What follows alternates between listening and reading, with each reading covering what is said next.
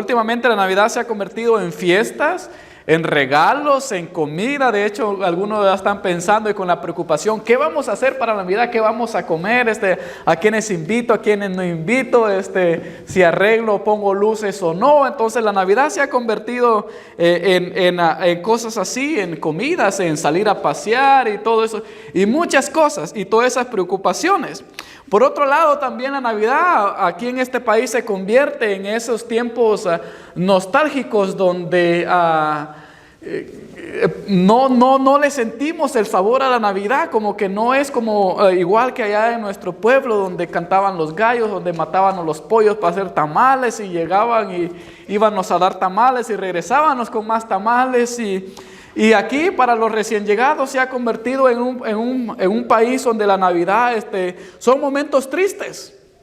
Incluso alguien me decía que la Navidad, no quería que llegara Navidad porque eran los momentos más tristes para él, porque no podía estar con su familia. Entonces la Navidad ha cambiado significados para muchos, pero lo que ahora vamos a aprender es de que la Navidad no es lo que mencioné ahorita. La Navidad no son las fiestas, no es a dónde voy a pasear, qué vamos a comer, o si es un momento triste o no. Navidad son las buenas nuevas del nacimiento de Cristo. De hecho, la palabra Navidad viene de natividad. Entonces, natividad es el nacimiento de Cristo. Entonces, por ende, el Evangelio de Cristo aún sigue trayendo buenas noticias en la Navidad. Entonces hoy vamos a empezar una nueva serie, las buenas noticias de la Navidad. ¿Cuándo fue la última vez que recibimos una buena noticia? A usted va a recordar ahorita, ¿cuándo fue la última vez que recibió una buena noticia? Otra pregunta, ¿cuándo fue la última vez que recibimos una mala noticia? Y algunos se van a estar pensando, apenas ayer me dieron una mala noticia. Pero si ustedes han recibido una mala noticia o una buena noticia, hoy le tengo una buena noticia para ustedes. Y el próximo domingo va a haber otra buena noticia. Y el próximo domingo va a haber otra buena noticia. Y el próximo domingo también va a haber otra buena noticia. Hoy encontré 4 buenas noticias. No las quise publicar en Facebook porque me las va a quitar alguna cadena de televisión. Ellos siempre andan publicando noticias. Lo malo es que ellos solo publican malas noticias. Pero aquí ustedes van a recibir buenas noticias. Y la primera buena noticia de la Navidad es que Cristo vino para revelarnos al Dios invisible. Cristo vino a revelarnos al Dios invisible. Entonces nos hemos preguntado, ¿por qué nació Cristo? ¿Por qué Cristo vino y dejó el cielo y vino a nacer entre nosotros? La primera buena noticia es que Cristo vino para revelarnos al Dios invisible. Vea lo que dice Colosenses 1:15, ¿qué dice ahí? Cristo es la imagen visible de Dios. ¿Todos tienen una hoja de estas? ¿Todos? Porque quiero que me vayan siguiendo ahí. Si no, no van a creer en la buena noticia que le estoy dando. Y yo aquí si no le puse letras chiquitas como cuando usted va a comprar y dice, esta está barata. Pero de ahí veo un montón de letritas ahí. La vez pasada yo fui a comprar y dijeron 20% de descuento. Bueno, yo agarré porque era 20% de descuento. Si hice las cuentas, vale 60, me va a salir en $40. No, cuando llegué a pagar, me dijeron, no, es que aquí dice que esos 20 se le van a mandar después por correo, en una tarjeta. Entonces no había letras chiquitas. Bueno, aquí no vi las letras chiquitas, entonces quiero que me vayan siguiendo para que vean las letras aquí que no, son buenas noticias de a de veras. Entonces dice, Cristo es la imagen visible de Dios, que es invisible.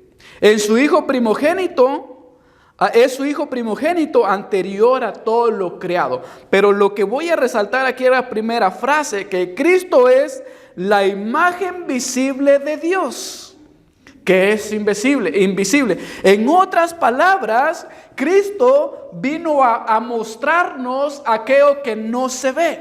Dios, dice Cristo, es espíritu, no se puede ver. No podemos imaginarnos a Dios. Y déjenme decirle que mucha gente tiene diferentes imágenes de Dios.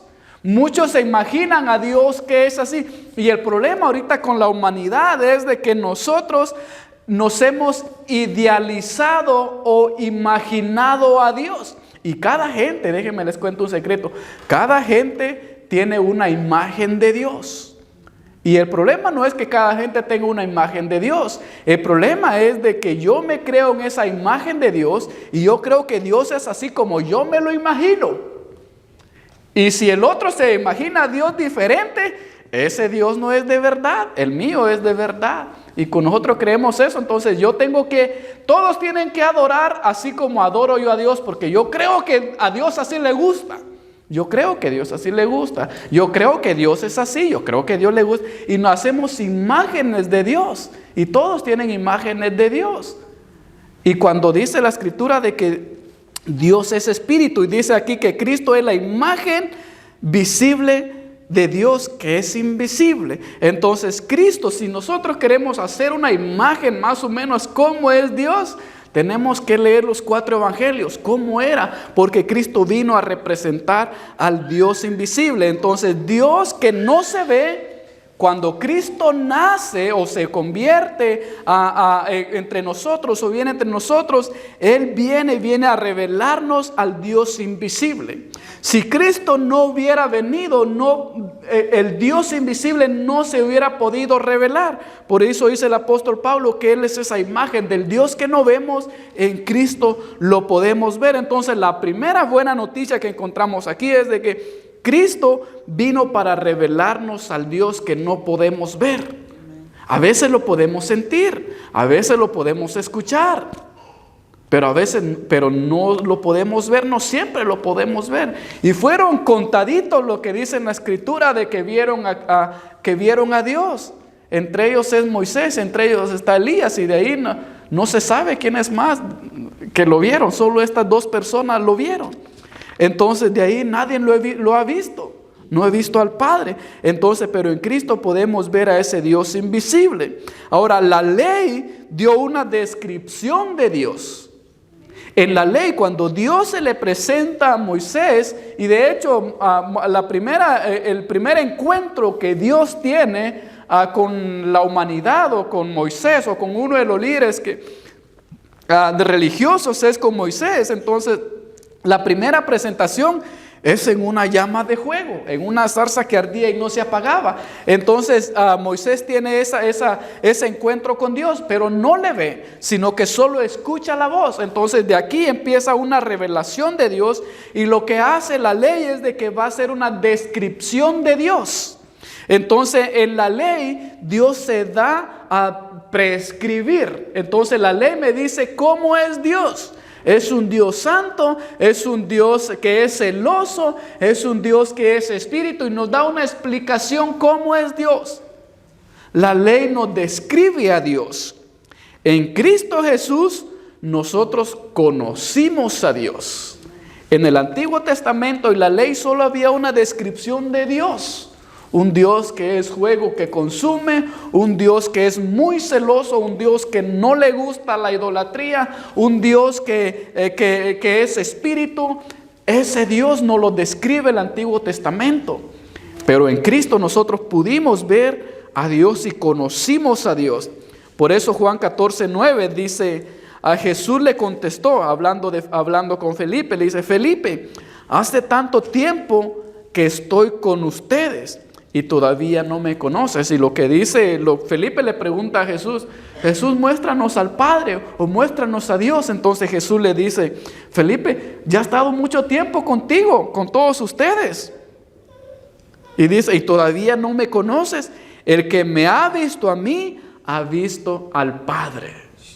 En otras palabras, lo que dice Jesús: yo soy la representación de Dios Padre, yo soy la representación de ese Dios invisible. En mí la pueden ver, en mí la pueden sentir, en mí ustedes pueden ver a ese Dios que no pueden ver, a ese Dios que nosotros nos imaginamos. Y la gente en la historia de la humanidad ha tratado de tirarle a ver quién es Dios. Eso de que la gente empezó a llamar al sol Dios o a la luna Dios o o que había un Dios para la lluvia, un Dios para esto y para el otro. Era que la gente estaba tratando de ver quién era Dios y ponerle una imagen a Dios, o decir, este creo que es Dios, este creo que es Dios. Entonces la gente en su búsqueda de Dios trataba de decir, este sí es Dios, no, este sí es Dios. Entonces, porque nosotros queremos eso, y por eso Felipe dice, muéstranos a Dios. Entonces Jesús le dice, yo soy, mírame a mí, si quieres saber, escucha lo que digo, mira lo que hago, que aquí vas a ver lo que Dios hiciera si estuviera aquí. Entonces Cristo vino a revelarnos al Dios invisible. En Cristo yo puedo conocer a Dios, en Cristo usted puede conocer a Dios, y esa es la buena noticia. Cristo es la imagen del Dios invisible. También veamos 2 Corintios 2:44, que dice, el Dios de este mundo ha cegado la mente de estos incrédulos para que no vean la luz del glorioso evangelio de Cristo, el cual es la imagen de Dios. Cristo dice que nosotros, los que no somos incrédulos, los creyentes, dice que podemos ver esa gloriosa luz. Y el apóstol Pablo dice, miren, ustedes no entienden las buenas noticias de Cristo, es algo glorioso, es una luz gloriosa. Y el apóstol Pablo dice, es glorioso el evangelio de Cristo, no es una noticia de al rojo vivo, de primer impacto, es una noticia gloriosa, que es impresionante. Y otra palabra más para glorioso, no sé cuál es, pero es que yo me quedo con los ojos, con la boca y con los oídos y con todo abierto, de impresionado, anonadado, atonitado. No sé qué otra palabra inventarme, ahora no traje mi diccionario donde tengo palabras nuevas, pero una palabra que uno se queda hipnotizado. Qué glorioso, dice el apóstol Pablo, es el evangelio de Cristo. Por eso dice, para que no vean la luz del glorioso evangelio de Cristo, el cual es la imagen de Dios. ¿Y cuál es esa gloriosa noticia? ¿Cuál es ese glorioso evangelio? Esa imagen de Dios, de Cristo. Entonces ahora vamos a ver dos imágenes que Cristo nos va a mostrar de Dios. O Dios principios, o no encuentro la palabra aquí para describir estas dos cosas gloriosas que el evangelio nos muestra. Por eso el apóstol Pablo dice que es glorioso, la cual es la imagen de Dios. Entonces vamos a ver entonces esas dos imágenes. Pero la buena noticia también aquí es que podemos relacionarnos con Dios. Cuando nosotros conocemos a Dios, nosotros podemos relacionarnos con Él, porque ya lo conocemos. En la ley no podíamos tener una buena relación con Dios. En la ley uno no podía relacionarse con Dios. Es más, si usted se acercaba, la santidad de Dios lo calcenizaba o lo hacía cenizas. Por eso es que el pueblo necesitaba un sumo sacerdote que cada una vez al año iba donde estaba la presencia de Dios. Necesitaba un intermediario, porque no podíamos relacionarnos con Dios, porque no lo conocíamos, solo teníamos una descripción de Dios. Pero ahora, cuando nosotros ya por medio de Cristo conocemos a Dios, ahora la buena noticia es que podemos relacionarnos con Dios. Usted y yo puede acercarse a Dios porque ahora lo conoce por medio de Cristo. Entonces podemos relacionarnos con Dios. Ya no es un desconocido, ahora Dios es un Dios conocido para nosotros. Lo podemos conocer. Ya si nosotros no lo queremos conocer, ya depende de nosotros. Pero está la puerta abierta para que todos puedan conocer a Dios. Entonces veamos ahora cuáles son esas dos buenas noticias que Jesús nos va a mostrar de Dios. Entonces Dios va a mostrar dos imágenes, podemos decir, de Dios. Y la primera imagen que Jesús nos va a mostrar es que Jesús nos reveló la imagen de Dios como un Padre o Dios Padre. En el Antiguo Testamento no existía la imagen de Dios como un Padre. La única imagen más visible, es raro, son como 4 versículos dos bien claros que muestran a Dios dando descripción que es un Padre, pero es un Padre Dios. En el Nuevo Testamento nosotros estamos llenos de versículos bíblicos donde nos muestra a un Padre. Entonces Dios Jesús nos vino a revelar la imagen de Dios como un Padre. Vea lo que dice, la primera vez que se menciona en los evangelios la palabra de Dios como un Padre, la encontramos en Juan 5, 17 al 18. Leamos lo que dice, y Jesús le respondió. Y déjenme, les doy una anticipación del contexto de aquí, es de que a Jesús había hecho un milagro en día sábado. Y todos los fariseos estaban enojados porque Jesús había hecho un milagro en día sábado. Que Jesús había violado el mandamiento de hacer un milagro en día sábado. Entonces, por eso Jesús le responde y dijo, mi Padre. Y aquí es la primera vez que nosotros encontramos Padre. Aquí es cuando la primera vez a la humanidad se le va a mencionar de que Dios no es un Dios que está allá listo para juzgarnos y para cualquier otra cosa, es un Dios inalcanzable. Aquí se nos va a mostrar la imagen de Dios como un Padre. Dice, mi Padre hasta ahora trabaja y yo trabajo, dice Cristo. Entonces dice, por eso los judíos aún más procuraban matarle, porque no solo quebrantaba el día de reposo, sino que también decía que Dios era su propio Padre. Los judíos no podían creer, para ellos era nuevo, para ellos fue nuevo, y ellos en cierta parte tienen razón, porque en todo el Antiguo Testamento, todos estos libros que se habían escrito, 37 libros, 36 libros del Antiguo Testamento, no mostraban a la imagen de Dios como un Padre. Entonces viene Cristo y viene a mostrarnos que Dios es un Padre. Estos se quedan sorprendidos y querían matar a Jesús. ¿Cómo Dios va a ser un Padre? No puede ser. Dios es un Dios temible, es un Dios poderoso, es un Dios inalcanzable. Porque cuando nosotros entendemos la palabra Padre, va a cambiar toda nuestra forma de ver a Dios. ¿Por qué? Porque Padre es la imagen más cercana que un ser humano puede tener. La palabra Padre o Madre va a ser lo más íntimo que el ser humano va a poder apreciar. Por eso el judío no entraba en su cabeza, ¿cómo Dios puede ser un Padre? Pero Jesús viene a mostrarnos la imagen de Dios como un Padre. En la ley, Dios se presentó como un Dios. Vea cómo se presentó Dios en la ley. Deuteronomios 14:2, ¿qué dice?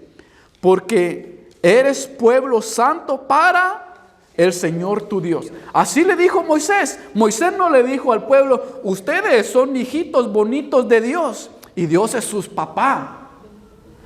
Moisés les viene a presentar al pueblo y dice, ustedes son un pueblo santo. ¿Para quién? Para tu Dios. Es decir, ustedes son pueblo y Dios es un Dios. Y todo lo que el propósito del Nuevo Testamento era juntar un pueblo santo que adorara al Señor. La imagen de pueblo y la imagen de un Dios. Entonces Moisés viene y dice, ustedes son un pueblo y Dios es su Dios. Y lo que Dios quiere de ustedes es que ustedes sean un pueblo, sean un grupo de personas santos para Él. Y Él quiere ser el Dios de ustedes. Dios sigue estando lejos. Ellos todavía siguen siendo un pueblo de muchedumbre, de pueblo reunido. Eso es lo que el Antiguo Testamento viene a mostrar y eso es lo que Moisés quiere. Dice, ustedes tienen que ser un pueblo para el Señor. Vea la diferencia, cómo se muestra Dios, como un Dios, no como un Padre. Y Él espera que su pueblo sea un pueblo. Dice, porque eres pueblo santo para el Señor tu Dios. Y el Señor te ha escogido para que le seas, ¿qué? Un pueblo. Un pueblo. No le dice que sean sus hijitos o sus hijitas o sus amigos. No, que sean un pueblo. Entonces la ley presenta a un Dios como un Dios. y un pueblo como un pueblo. Y la buena noticia de Cristo es de que quita ese deseo de Dios o ese deseo que la ley había puesto de que nosotros seamos un pueblo, y va a cambiar. En el Nuevo Testamento, en el Antiguo Testamento, Dios buscaba un pueblo para Él ser su Dios. Y el concepto por eso, cuando el judío entiende de que no, pero si Dios nos llama a ser su pueblo, es más, dejen que les comparta esto. El pueblo judío no podía llamarle a Dios Padre.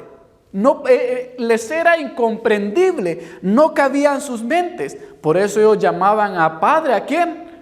A Abraham. Porque a Dios ellos no podían comprender. Abraham sí, nosotros somos hijos de Abraham. Abraham es nuestro padre. Usted ve todo el Antiguo Testamento, el Nuevo Testamento, la imagen de que Abraham es nuestro padre.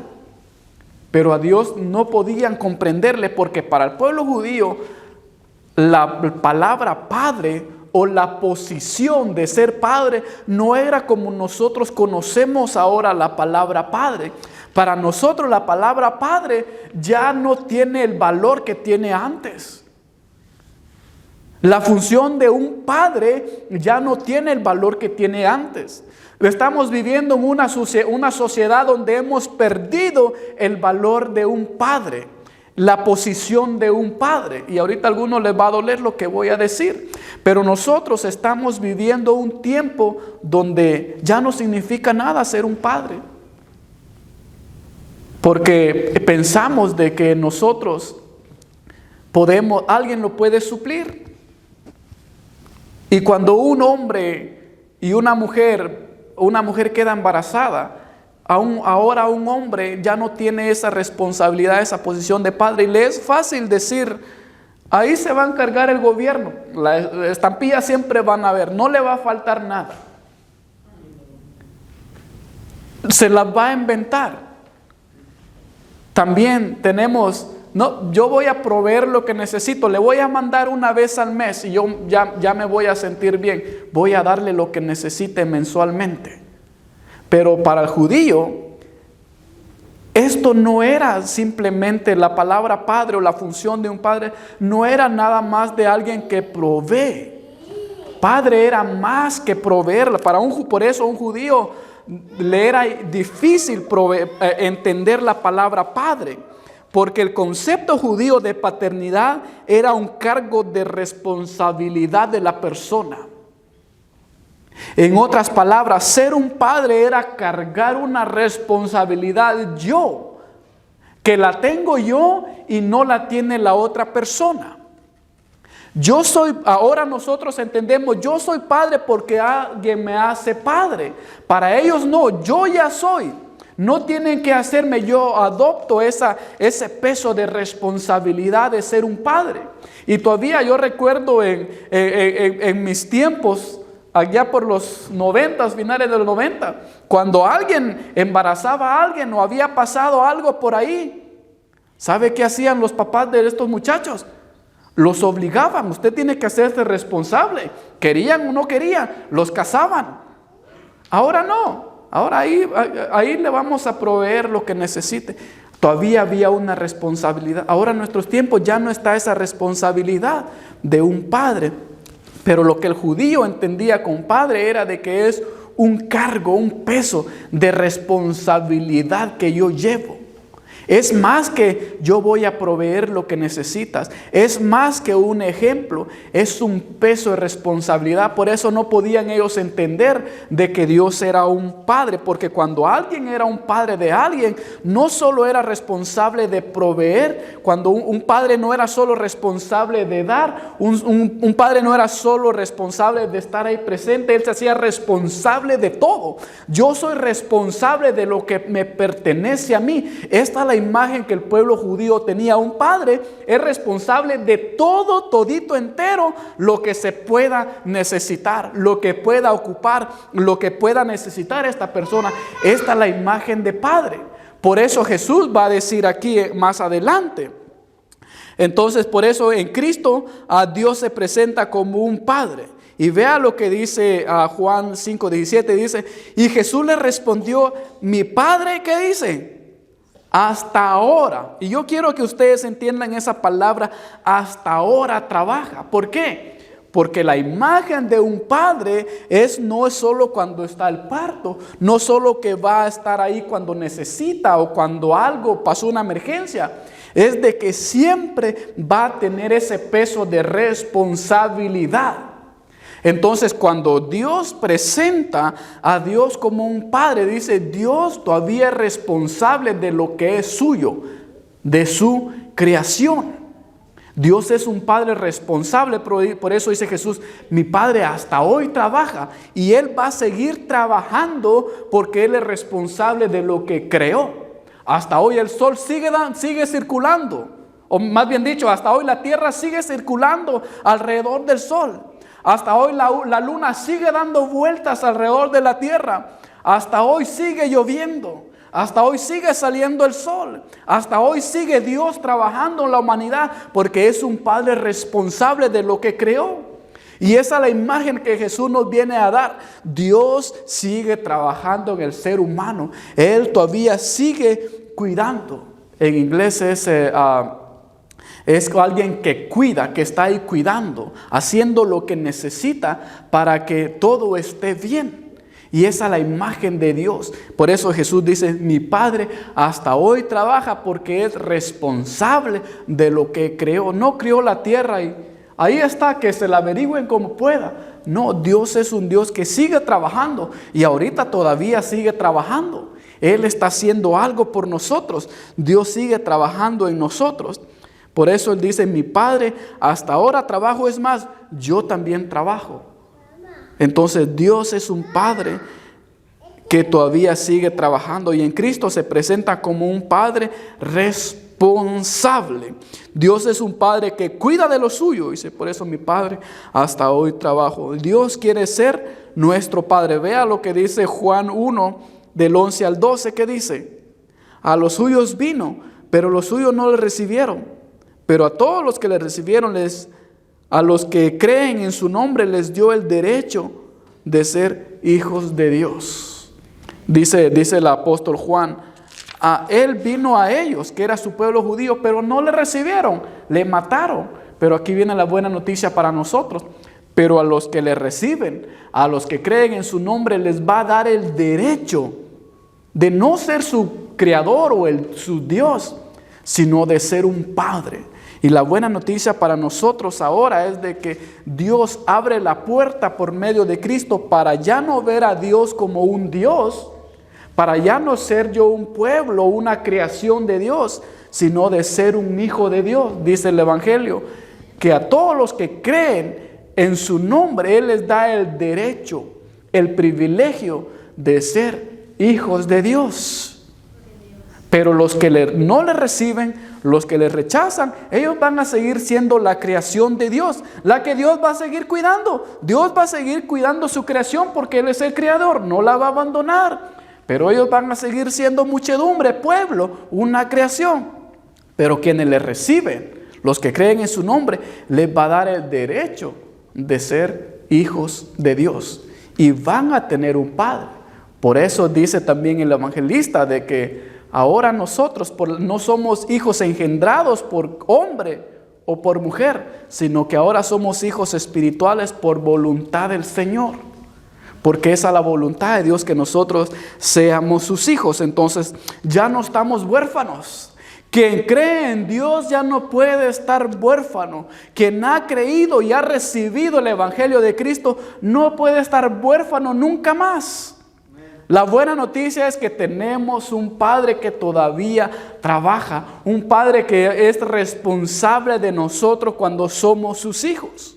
Y esa es la buena noticia que les comparto a ustedes. Tal vez ya no tengo a mi mamá, tal vez ya no tengo a mi papá, pero ahora tenemos un Dios Padre que aún trabaja para nosotros. Y Dios nos hace la invitación ahora de que no solo seamos creación, sino que seamos hijos de Él. Y dirán ustedes, si estoy hablando aquí en la televisión, aquí a la cámara, dirán ustedes, pero Dios sigue, sí, Dios va a seguir cuidando porque es su creación. Lo que usted cría, lo que usted crea, usted no lo va a abandonar, usted va a seguir cuidándolo porque es su creación. Y la última buena noticia que recibimos ahora es que Jesús nos reveló a un Dios de amor. Primero Jesús vino a revelarnos a un Dios que es un Padre. Vino a revelarnos también que Dios es un Dios de amor. Vea lo que dice Juan 3:16, que dice: porque de tal manera amó Dios al mundo que ha dado a su Hijo unigénito, para que todo aquel que en él cree no se pierda, mas tenga vida eterna. ¿Qué es lo que nos revela aquí? Es de que Jesús nos vino a revelar un Dios de amor, un Dios que ama. Dice que Dios amó tanto su creación que envió a su Hijo para rescatar a su creación que se había descarrilado de Dios. Dios ama lo que es suyo. Por eso dice: porque de tal manera amó Dios al mundo. Y la palabra mundo aquí en el original quiere decir cosmos. Y cosmos es todo el globo, toda la creación. Entonces dice que Dios amó tanto toda su creación, incluyendo todo, los seres humanos y lo que existe en la tierra. Dice que Dios amó tanto a ese cosmos, a ese globo, o a esa tierra, o al mundo, que dice que envió a su Hijo para demostrar su amor, para demostrar que a mí todavía me importa, a mí todavía me importa la humanidad, a mí todavía me importa porque yo los crié, porque Dios ama lo que es suyo. Dice: porque de tal manera amó Dios al mundo que ha dado a su Hijo unigénito, para que todo aquel que en él crea no se pierda, mas tenga esa vida eterna. Porque Dios ama lo que es suyo. Por eso Él en Cristo nos muestra un Dios de amor. En el Antiguo Testamento mirábamos un Dios que hacíamos esto, vamos ahí. En el Antiguo Testamento alguien pecaba, se abría la tierra y se tragaba a todos. En el Antiguo Testamento aquellos hicieron un becerro de oro para adorar al becerro. ¿Qué pasó? Vino Dios, a todos los castigó. Todos murieron. Murmuraron de la hermana de Moisés. Les cae lepra a todos. Era un Dios que castigaba. Pero después de Cristo vamos a ver la imagen de un Dios de amor. Un Dios que nos ama con una gracia inmerecida. Y ahora estamos en tiempo de gracia. Ahora Dios, déjenme decirles un secreto aquí que ustedes han pensado. Yo muchas veces he escuchado: Dios te castigó. Déjenme decirle que Dios no anda castigando a nadie ahorita.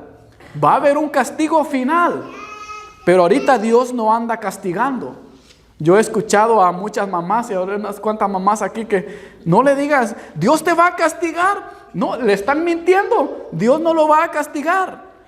Los hechos que yo haga, las acciones que yo haga, tal vez tienen una consecuencia que pagar. Si yo robo, claro que me van a llevar a la cárcel, pero Dios no tiene nada que ver ahí, mis acciones. Es más, yo le voy a decir: llévenlo porque tiene que pagar lo que hizo. ¿Sí? Hizo esto, le pegó al otro, el otro tal vez le va a desquitar. Pero Dios no anda castigando ahorita. Nosotros estamos viviendo en un tiempo de gracia. Va a haber un día donde Dios va a juzgar a todos, buenos y malos. Ahí va a haber un castigo, pero ahorita no. Ahorita Dios no anda castigando a nadie. Que no le digan, que no le cuenten, porque le están mintiendo. Dios no castigó. Te dio un cáncer, Dios te castigó. No, Dios no anda castigando con cáncer. No sé qué anda comiendo muchos, saber qué andará haciendo, o esto o el otro. Pero Dios no anda castigando a nadie, porque ahorita estamos en un tiempo de gracia. Y esa es la buena noticia. Si usted tenía miedo de que Dios me va a castigar, déjeme decirle: usted puede hacer todo lo que quiera hacer, que Dios no le va a castigar. Las consecuencias de lo que le hagan sí lo va a castigar, pero Dios no le va a castigar. Pero va a haber un día que Dios le va a pedir cuentas, y ahí sí le va a castigar. Y ahí sí va a haber castigo para todos, pero mientras no. Entonces ahorita, porque es un Dios de amor, porque de tal manera es amó Dios al mundo. Por último, Dios demuestra que nos ama por medio de Cristo. Mas Dios muestra su amor para con nosotros en que, siendo aún pecadores, Cristo murió por nosotros. quiero que veamos detalladamente este versículo bien interesante, porque dice, mas Dios muestra su amor para con nosotros, en que siendo aún pecadores, Cristo murió por nosotros. Yo estuve rebuscando todas las versiones que hay por haber de las Biblias, cuál me decía que Dios mostró su amor. Pero encontré de que ninguna dice que Dios mostró en pasado, sino todas van a decir, mas Dios muestra en presente, es decir, Dios sigue mostrando su amor para nosotros. Dice, mas Dios muestra su amor para nosotros, en que siendo aún pecadores, no en que fuimos pecadores, sino ahora, en que yo siendo un pecador, en que usted siendo una pecadora, y estoy hablando a la cámara, en que son pecadores, Dios sigue mostrando su amor para nosotros. ¿Por qué es que Dios no nos castiga ahora? Porque aún siendo pecadores, Dios muestra su amor para nosotros. ¿Por qué alguien puede hacer algo y Dios no le manda un rayo como nosotros queremos? Porque Dios muestra su amor para nosotros en presente, dice ahí. Mas Dios muestra su amor. No mostró ni mostrará, Dios muestra. Hoy mismo Dios está mostrando su amor para nosotros. Porque aún siendo pecadores, Dios murió por nosotros. Aún siendo pecadores, Dios nos ama. Aún siendo esto, Dios nos ama y Dios muestra su amor para con nosotros. Por eso Cristo dice, mi Padre está trabajando, mi Padre aún trabaja, aún los ama, aún sigue siendo esto, aún sigue haciendo el otro, porque Él sigue trabajando. Dios sigue cuidando, Dios sigue proveyendo, Dios sigue haciendo lo que tiene que hacer, porque Él está en presente. Su amor es presente, dice, mas Dios muestra ahorita su amor por nosotros, en que aún siendo pecadores, Cristo murió por nosotros. En Cristo nosotros conocimos a un Dios de amor, a un Dios que nos ama. En Él conocimos esa gracia que nos ama. En el Antiguo Testamento no tuvieron ese privilegio de conocer un Dios de amor. Nosotros, la mejor grande noticia que podemos recibir en estos días de Navidad es de que Dios nos ama. Aún siendo pecadores, Dios muestra su amor. Aún siendo pecadores, Dios muestra su gracia. Aún portándonos mal, Dios muestra su misericordia. Porque fue prolongada, porque fue dada. Dios sigue mostrando su amor. El problema es que nosotros no hemos recibido ese amor de Dios. El mejor ejemplo que puedo dar es que el amor de Dios está ahí, pero nosotros no lo hemos recibido. De nosotros depende recibir el amor del Señor. Está ahí disponible para todos, pero no todos lo han recibido. Por eso dice el evangelista, a ellos vino, pero ellos lo despreciaron.